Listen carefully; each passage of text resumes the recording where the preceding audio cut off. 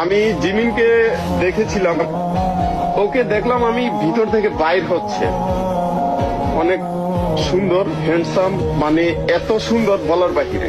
আপনারা দেখলে ওর থেকে, মানে ওর দিকে একবার যদি তাকান, মানে চোখ ফিরিয়ে আনতে মন চাবে না, এরকম সুন্দর।